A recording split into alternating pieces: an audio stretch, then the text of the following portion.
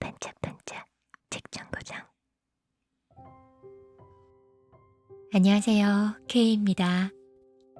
최근에 한강 작가가 한국에서는 최초로 노벨문학상을 수상해서 큰 화제가 되고 있죠. 그래서 앞으로 몇 주에 걸쳐서 한강 작가의 작품 특집을 한번 진행해 보려고 합니다. 한강 작가의 작품들 중에서도 가장 많이 알려져 있는 채식주의자, 소년이 온다, 작별하지 않는다, 흰과 같은 작품들을 살펴보려고 하는데요. 먼저 오늘은 채식주의자 책 리뷰를 해보겠습니다. 워낙 화제가 되고 있기 때문에 이미 많은 분들이 관련 영상을 보셨을 거라 지금은 좀 뒷북의 느낌이 있는데요. 이 책의 영상 제작이 늦어진 건 제작 전에 이 작품의 리뷰를 할까 말까를 두고 사실 며칠 동안 고민을 했기 때문이었어요. 채식주의자는 맨부커상을 수상했고 뉴욕타임즈 2016년 최고의 책 10권에 선정됐을 정도로 이미 세계적으로 작품성을 인정받은 책입니다. 하지만 제목이 주는 느낌과는 다르게 책의 스토리가 어둡고 비윤리적이고 잔인해요. 물론 작품이 주는 메시지는 충분히 생각해 볼 만하지만 그걸 풀어가는 과정이 충격적이라서 읽다가 몇 번이나 책장을 덮어버렸었던 책이었습니다. 하지만 한국 최초 노벨문학상을 수상한 작가의 의미 있는 작품이고 여러 분들이 이 작품에 대해 저에게 따로 물어보기도 하셨던 터라 리뷰 영상을 제작해 보기로 했습니다. 이제 책 내용을 살펴볼게요. 이 책은 3편의 연작소설로 구성되어 있습니다. 3편 모두 영혜라는 한 여자가 주인공입니다. 그런데 특이하게도 영혜는 각 소설의 화자가 아니라 관찰되는 대상으로서의 주인공입니다. 첫 번째 소설 채식주의자에서는 영혜의 남편이 화자가 되어 아내인 영혜의 모습을 바라보는 시선으로 이야기가 전개되고요. 두 번째 소설 몽고반점에서는 영혜의 형부가, 그리고 세 번째 소설 나무 불꽃에서는 영혜의 언니가 이야기를 이끌어가는 화자가 됩니다. 따라서 우리는 그 화자들의 시선과 간간히 등장하는 영혜의 독백을 통해서만 영혜의 이야기를 따라가게 됩니다. 작가의 문체와 호흡을 느껴보실 수 있게 일부분이라도 직접 읽어드리고 싶어서 출판사에 문의드려 봤었는데 이 책은 직접적인 낭독은 안 된다고 하더라고요. 그래서 아쉽지만 줄거리와 감상 정도만 말씀드리겠습니다.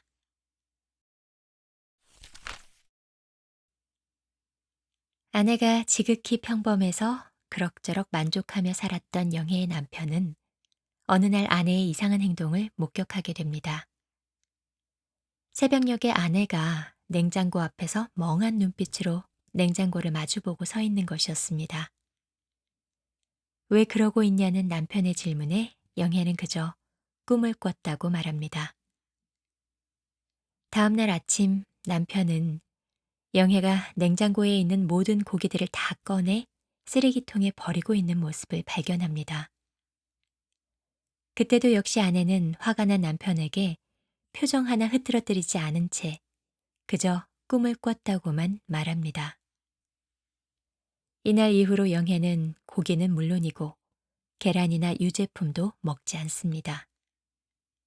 식탁과 냉장고는 오로지 채소로만 채우고 남편인 그의 숨구멍에서 고기 냄새가 난다며 그와의 부부 생활도 거부합니다. 반복되는 악몽 때문에 잠도 제대로 자지 못해서 영혜는 하루가 다르게 비쩍 말라갑니다. 악몽 속에서 영혜는 시뻘건 고기 덩어리들이 기다란 막대에 매달려 있는 걸 봅니다. 고기 덩어리들을 헤치며 출구를 찾는 영혜의 하얀 옷이 피에 젖습니다. 겨우 빠져나와 어두운 숲속의 계곡을 달리고 또 달렸는데 갑자기 환한 봄날이 펼쳐지며 사람들이 즐겁게 웃으며 고기를 구워 먹는 모습이 보입니다. 하지만 영혜의 공포는 가시지 않습니다.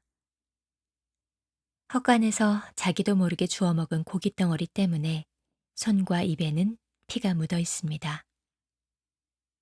씹히던 날고기의 감촉도 느껴져 그 익숙하면서도 끔찍한 느낌에 꿈속의 영혜는 괴로워합니다.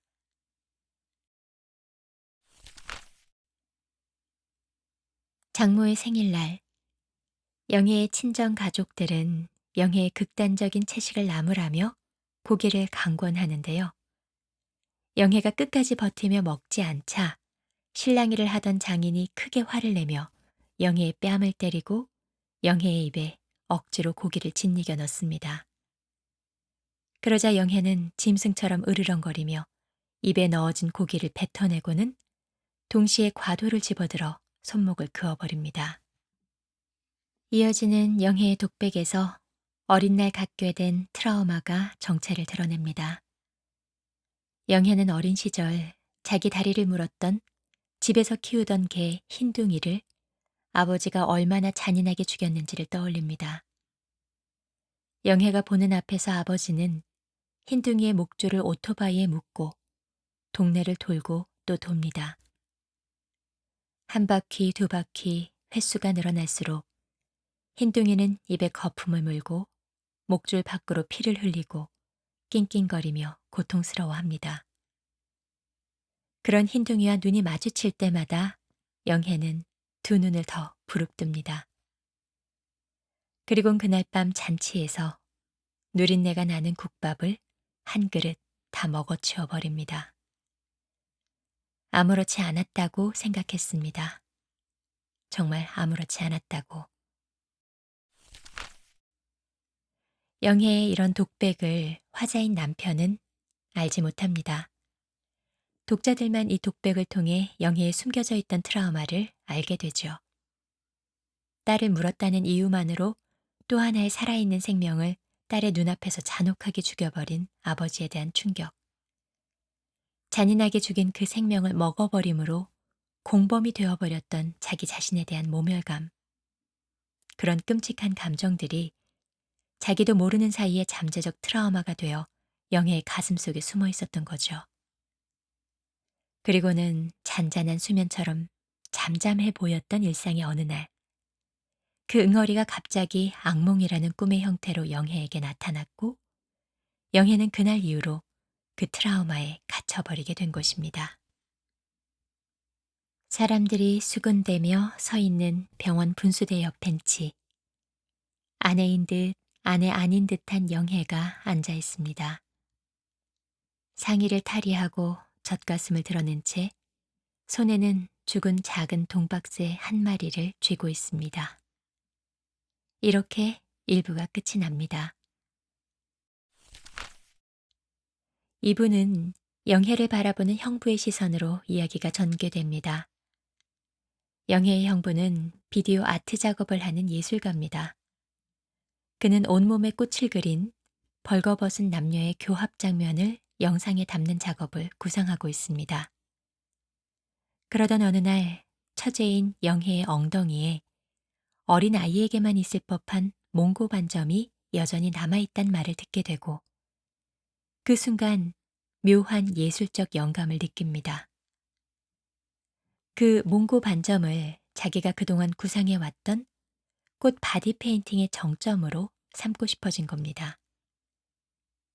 그리고 그 전부터도 이상하게 끌리던 영희에게 그때부터는 성적 욕망까지 느끼기 시작하죠. 영희는 함께 작업을 하자는 그의 제안을 순순히 받아들입니다. 그는 영희의 상대 역으로 처음에는 자신의 후배를 선택했는데요. 하지만 촬영 중에 모델이 된 영희와 후배에 대한 그의 요구가 도를 넘어서자 화가 난 후배가 더 이상은 못하겠다며 촬영장을 나가버립니다. 그러자 그는 그 후배 대신에 자신의 몸에 꽃그림을 그리고 영혜와의 교합 장면을 직접 촬영합니다.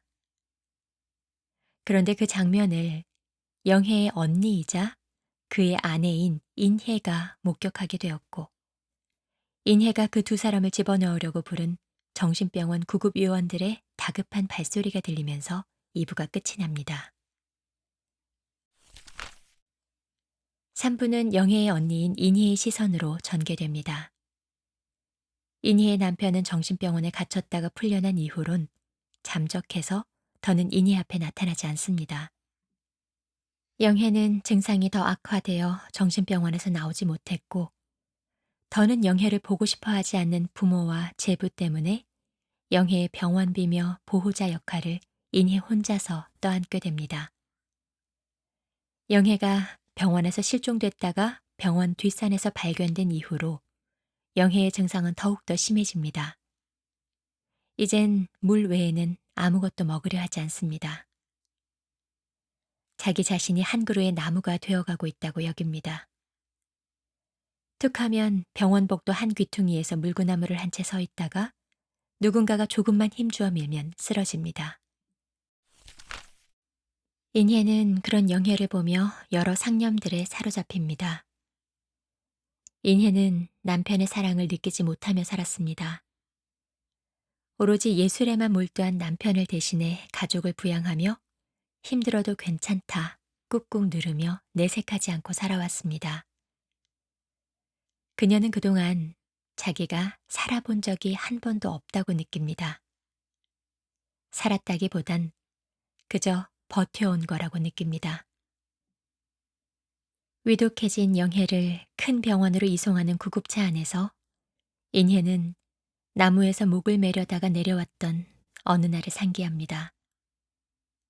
어쩌면 현실이라고 생각하는 지금이 꿈인 건지도 모른다고 생각합니다. 그리고 고개를 들어 활활 타오르는 도로변의 나무들을 바라보며 이 책의 이야기는 끝이 납니다. 저는 이 책을 관통하는 중심 소재가 폭력과 상처라는 생각이 들었습니다. 이야기 자체도 폭력으로 인한 영혜의 트라우마로 시작해서 인혜의 우울한 자각으로 끝이 나죠. 이 작품엔 어차피 동물은 짐승이든 인간이든 서로 잡아먹고 잡아먹히는 필연적으로 서로에게 상처와 피해를 줄 수밖에 없는 존재라는 비관적인 전제가 깔려있는 것 같습니다. 영혜와 인혜는 가부장적이고 폭력적인 아버지 밑에서 자랐습니다. 아버지라는 생명의 뿌리 자체가 이 두 여자에게는 억압이자 강요이자 폭력이었습니다. 영혜의 남편은 영혜를 그저 자신의 삶을 꾸려가는 데 필요한 도구 정도로만 여겼습니다. 영혜의 내면의 고통에는 조금도 관심을 기울이지 않았죠. 영혜의 형부는 영혜를 그저 자신의 이기적인 예술적 욕망을 충족시키기 위한 대상으로만 여겼고 형부 역시도 영혜의 아픔과 필요에는 관심이 없었습니다. 영혜는 동물들로 이루어진 인간 사회의 폭력에 저항하고자 했습니다. 그건 처음엔 고개를 먹지 않겠다는 수동적인 방식으로 표출이 됐죠. 그런데 그 사상이 발전하면서 자기 자신도 사실은 어쩔 수 없는 동물이었다라는 자각에 이르게 됩니다. 그래서 결국엔 아무에게도 피해를 주지 않는 나무가 되겠다는 선택을 하는 것으로 사상이 확장되죠. 그런데 살짝 모순이 좀 느껴졌어요. 그토록 폭력에 저항하고자 했던 영혜가 그 과정에서 형부의 작업에 동참함으로 사실상 이 사회의 동일한 피해자인 언니에게 크나큰 폭력을 되려 행했잖아요. 물론 그 당시 영혜가 정신이 온전치는 않았다는 전제가 있었고 몸에 꽃이 그려진 상태로의 남녀 간의 교합을 식물들이 서로 흡수하고 동화하는 과정처럼 바라본 나름의 순수한 동기를 영혜가 갖고 있었던 것처럼 묘사되어 있긴 하지만 결과적으로는 영혜의 행동이 언니 가족의 파탄을 가져왔다는 면에서는 영혜가 뭔가 자가당착에 빠진 것 같다는 느낌을 지울 수가 없었습니다. 한강 작가는 이 작품을 통해 독자들이 대답이 아닌 나름의 질문을 갖게 되길 바랬대요. 그래서일까요? 이 책을 읽고 나선 아, 그렇지 맞아가 아니라 더 먹먹한 질문이 생겼습니다. 한강 작가의 문장 자체는 참 아름다워요. 문장이 마치 마침표 없이 흘러가는 것 같고요.